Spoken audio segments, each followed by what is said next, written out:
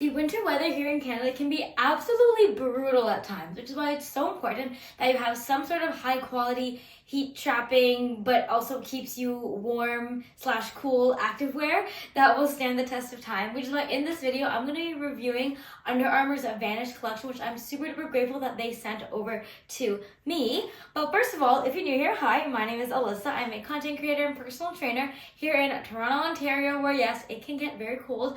Right now, it is currently minus 16 outside degrees Celsius, which Fahrenheit, I can't even fathom. It's probably at least below zero, or to say zero the least, in Fahrenheit. But that is why it's so important that we need some sort of high quality activewear like Under Armour's Vanish. So in this video, I'm going to be reviewing the pieces that Under Armour sent to me, so you guys know if maybe this is worth the investment. And spoiler alert, it 100% is. So starting off with the leggings, this is the Under Armour Vanish leggings. First of all, their Vanish collection, it's been designed in a way to be lightweight, which I can 100% attest to it is, while also keeping you warm regardless of the weather, so that when you're going out, when you're doing your training, you will stay warm. Because the worst, like when it comes to working out in the winter times, the reason why most of us don't want to do it is because it's cold. I don't want to leave the house. It's so freaking cold, but putting on Under Armour's Vanish or even their cold gear collection really just boosts that motivation and gets me out of the house and driving or running towards the gym. So with the leggings, these are the leggings, like, you guys know how there are things in life that we look forward to, and then when we get to those things, like, it's everything that we dreamed of, and it's a great feeling. But you know what's an even better feeling than that? It's when, like, you were not expecting to be like you weren't expecting something very good out of something. I know I'm being very vague here, but then it ends up exceeding your expectations, right? Like let's say like you're having like a piece of chocolate cake or whatever, and you're like, okay, yeah, this is gonna be average. Like, it's gonna be like a 5 out of 10. It's gonna be alright, but then it ends up being like a 10 out of 10. That's exactly what these leggings were to me. When I first took them out, I'm like, oh, they're gray. Oh, it's another side pocket legging. Like, what is there really to it? But it exceeded my expectations 100%. As you can see, these are a gray legging. It is a full length legging. I have them in a size small. There are pockets on both sides, so you can carry keys, phone, credit card, Presto card, which is like our transit card here. Anything really that will fit in these pockets. They will keep your phone, everything secure when you're running or just running errands even. The material on the inside, it's like, I don't even know how to explain it, but it's very soft. But not like that fleece soft where like it's itchy and you can tell it's there, but it's soft in a way where, yeah, like it keeps me warm. I am generally so surprised with these leggings. I love the detailing as well, how it's not just a straight texture. We do have a plain texture here by the quad area, but then also some little detailing here, a little bit of texture. We got the reflective strip on the side, so that if you are going out for runs, you'll be able to be seen in the dark. And literally, like, nothing wrong I can say with it. This is the back, just a simple, very simple legging. My one complaint though for these leggings is, yes, there is a front seam. I really do wish there was no front seam, just so I wouldn't have to deal with the camel toe and stuff, which unfortunately I do have to deal with as a woman. But besides that, I honestly, like, I am so obsessed with these leggings, and they are my go-tos every time I go for a walk, because I go for a walk every single morning. These are my go-tos because they keep me warm. Usually I'll have to do legging and then sweatpant and then maybe even like a layer on top of that, but with these, honestly, these keep me warm, and I couldn't be more grateful for that. Next, moving on to their quarter zip Vanish top. This comes in, I believe it is 2 colors. There is this pink, bright orange coral color. And again, when I pulled it out of the box, I was like, ooh, yay, pink, which I'm not like a big pink girly, but honestly, who cares? Because it keeps me warm. It is the same exact super duper soft lining on the inside, which keeps you warm. You also got some very cute thumb holes. And it's not even I don't even know how to describe it, but it's not a solid material. Like, there is some sort of detailing, some texture here, and I think that does come from the warmth, their technology that they're using on the inside to keep you warm. I really have like nothing bad to say about this either. There are no pockets, unfortunately. But because of this material, which is a 88% polyester, 12 to 13% elastane blend, it keeps you warm, keeps you dry, and yeah, like literally, like I could go running this if it was a runner, and I don't think I would struggle at all in terms of like being cold, except for my face.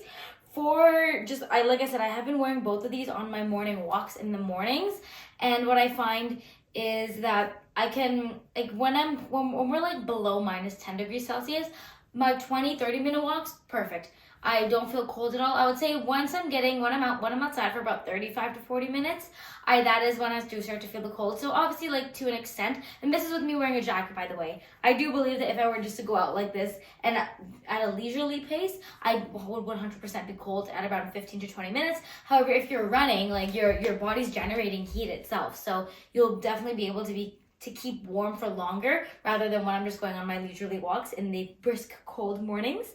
But yeah, I just really wanted to quickly review these because I get it. Like, I feel like every time and time again, when winter time comes, you're like, oh, I have to buy this. But if you invest in a quality piece of activewear, legging, sweater, like Under Armour's Vanish, or even their cold gear collection, you will be set for at least 4 to 5 years. I assure you that.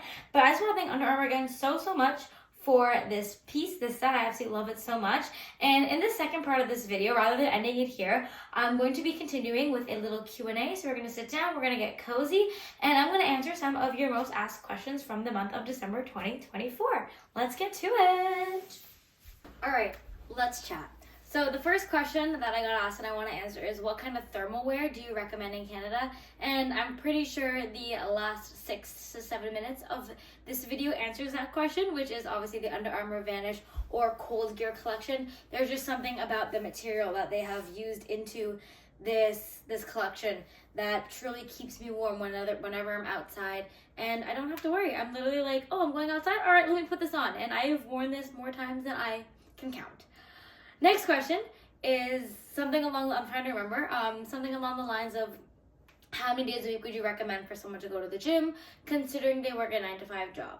So if I'm being honest, my biggest consideration isn't whether they work a 9-to-5 job. It is, what are your goals? What are their goals? What are you trying to achieve?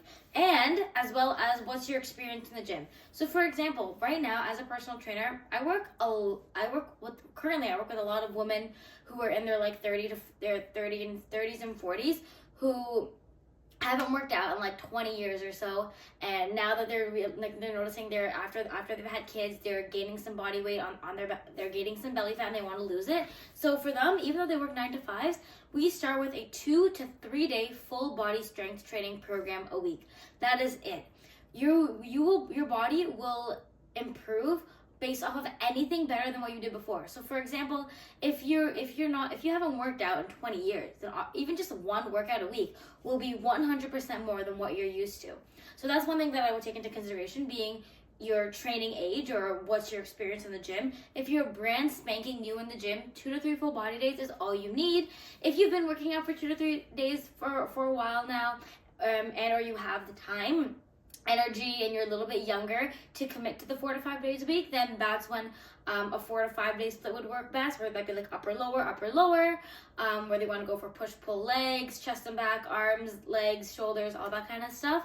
But that, once again, that does depend on your goals. So for example, if I have, most of my clients just want to lose a little bit of body fat, so for them, their primary goal is just build muscle overall, increase the amount of calories that they're burning in a day so that they can lose that belly fat, which is where that 2 to 3 full body workouts a week work.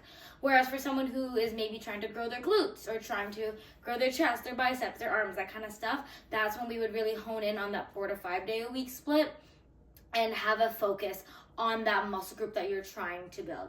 I hope that makes sense. If you have any further questions, please leave them in the comments below and I'll make sure to answer them. Next question is, what's your biggest goal, or what's your big goal for 2025? Now, if I'm being honest, I don't have one. Simply because I used to do that. Like for the last, I would say 4 years, I used to make big goals for the year. like for example, in 2020, that's when I started my fitness account, as well as I participated in Gymshark 66, where I was like, okay, by this year, or at least in the 66 days, I wanted to, I forgot what it was, but it was a goal. And I even know like 3 years ago, I wanted to squat 200 pounds for 1 rep max, that kind of stuff. However, one thing that this year, that 2024 has taught me, is that goals change, and that's totally okay. Because for example, I never imagined in this time last year that I would start a YouTube channel. Like what? I started my YouTube channel in May of 2024, and I'm super, super thankful that I did that. And like, yeah, like one of my goals for this year was to get to 4,000 subscribers and 4,000 watch hours, which we're still working on, but you never know. But that's not a goal that I made until like October, November of this year. Even gymnastics, like I started this year, I was like, okay, you know what, like maybe I'm gonna start competing in powerlifting, I'm gonna get super duper strong. But then I went on vacation in August, I came home from vacation in September, and I was like, damn, this strength training thing is like not it anymore. And then I rediscovered gymnastics. As you can see, I'm just like smiling so much because there's just such a joy that I feel when I'm in the tumbling studio or when I'm doing gymnastics. It's just so much fun. So in terms of what's my big goal for 2025, honestly, yeah, I don't have one. I'm definitely trying to break my goals up into like 3 to 4 month periods. So if I had to say one, I'd say probably just graduating. I'm super excited to graduate university in April of 2025. It feels like I've been in university forever. I mean, it's only been 4 years, but that is one of my biggest goals for sure. Next question, somewhere along the lines of, it was like, when did you start lifting weights? What's your journey? And do you think you achieved the goal that you made in the beginning? And kind of going back to that, making goals during how goals can change. I would say no, I did not achieve the goal. So let's just go back a little bit. So essentially, I started lifting weights in November of 2019, 3 years after I fell really deep into the depths of anorexia nervosa.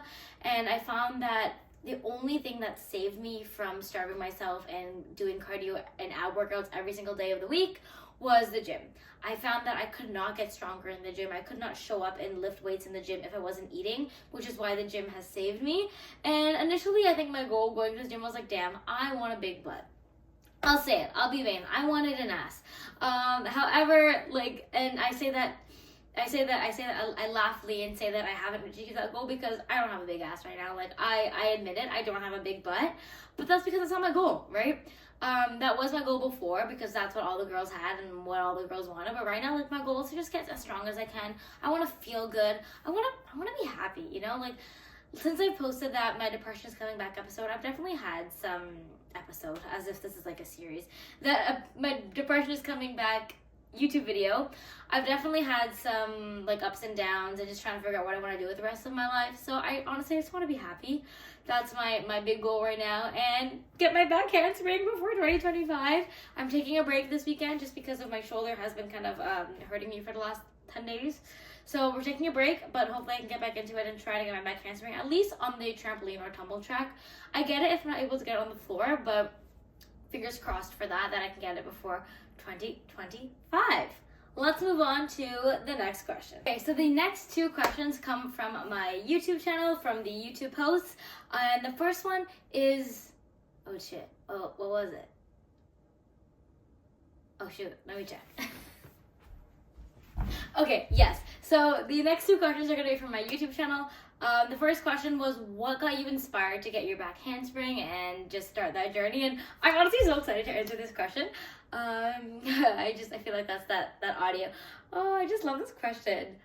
Okay, so essentially I did dance for like, I'm pretty sure it was 7 years. I started when I was, oh my god, it must have been more than that. I don't remember exactly when I started dance. I think I started, yeah, let's say 7 years. I started when I was 6 years old, and I danced all the way up till I was 13 years old, until unfortunately I had to get pulled out because of anorexia. I had to go to the hospital, and it's just, yeah, very sad when I look back and think about it. However, one thing that I will always remember was, I believe this was in like my 4th or 5th year of dance. I had an acro class, and my teacher was like, okay, what are the 3 goals that you want to accomplish this year? And I remember one of them was being a back walkover, or just, actually no, back, like bridge kickover. That was it. Bridge kickover, back walkover, and then side aerial. Obviously, I did not get the side aerial because that's just, that is so hard. But I got the bridge kickover, and bridge kickover was great. And then my second one was obviously the back walkover, but I could not get it. And I didn't even get it when I was 13 years old and I was pulled out of, I was going to say university. I wish I was pulled out of university. When I was 13 years old and pulled out of dance, I still didn't have my back walkover. But it was always that one thing lingering in my mind because I'm like, damn, I could do a kickover, but why can I not do a back walkover? But whatever, I gave it up on it. I didn't even give it a single thought until, I would say, October of last year. When so October of last year, I was training for powerlifting for about 12 to 16 months or so. And my legs were getting strong. And I don't know what came over me, but I was like, let me just try and see it. And I did it. I kicked over from a bridge. I did a back walkover. And I felt on the moon. I felt so excited because this is something that I gave up. I had no intentions or even thought I could do it again. But because I'd worked on my legs, I was doing heavy squats, Bulgarians, deadlifts, all that stuff. I had built up the strength to do it, and I finally did a back walkover. And then I think that's kind of when that little part of my brain was like, oh, remember that, remember dancing and stuff. And then I guess for me now, I know differently, learning as much as I have learned about back handsprings, but for me, my initial thought was, okay, after a back walkover, back handspring just has to be next. That's just the most logical step. So that's why literally 2 months ago, I was like, you know what? Let me try and do a back handspring. If I can do a back walkover, how hard can it be? Well, let me tell you, it's harder than it looks. A lot of it is mental. Personally, I feel like I can 100% do it. Full send, but it's my brain. My brain is telling me, just no, you're gonna die. So hopefully I can get over that sooner rather than later. But yeah, that's really it. I did not imagine myself going back to dance or gymnastics. Literally 2 years ago, I was into my weightlifting era. I did not imagine I would be here, but here I am, and I genuinely couldn't be happier. Last question, and this question has made me someone asked me this question 3 weeks ago, and I'm so sorry that it's taken me this long to get back to you, but it's just been such a hard one to think about. And it was, if you were an aesthetic, what aesthetic would you be? Or how would you describe yourself as an aesthetic? And I was like, damn, this is a really good question. And I did my research, and if I'm being honest, I feel like I'm a light academia. I think that's my aesthetic. Or in other words, Hermione Granger. I am Hermione Granger through and through. Being I'm all about the books. I love to read. I like school when it's not university. I liked school when I was younger. But then because I feel academia is very academic, but I also have my tumbling side, I have my gym side, I have my my gym bro side, and I think that's where Hermione Granger comes in, because she's a badass. We cannot, you cannot discount that. Yes, she's into books, yes, she's smart, but she's also a badass. If you're a member from Harry Potter and the Order of the Phoenix, who are you and what have you done with Hermione Granger? Something about, it's sort of exciting, isn't it, breaking the rules? And yeah, it is. It's so exciting breaking the rules. And when I say breaking the rules, my rules are girls shouldn't go to the gym. Girls need to be small and not big and strong. Girls need to stay at home and do the cooking and the cleaning. No, those are the rules that I am breaking.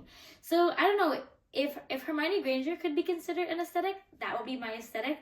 Or I want to say light academia, not dark academia, because as soon as I go into darkness, I'm in the darkness. So I say light academia. I love school, love coffee shops, love the university vibe, just not exams and stuff. But yeah, I hope that answers your question. I feel I really want to go into the rabbit hole of aesthetics and see what aesthetic I would be. But yes, if you like this video, please give it a like so you know that you like it, whether that be for the activewear review / haul, or the questions. If you have any more questions, please put them in the comments below and I'll make sure to answer them in the new year. Please subscribe so you never miss another workout video, try and haul, Q&A from yours truly, and just help me get to that goal of just maybe being a full-time YouTuber, or at least part-time YouTuber, you never know. Hope you all have a very Merry Christmas, or whatever time of the year that you're watching this. Happy New Year, and I'll see you guys all in the next video. And thank you so much for all your support. It truly means the world to me, and I wouldn't be here if it wasn't for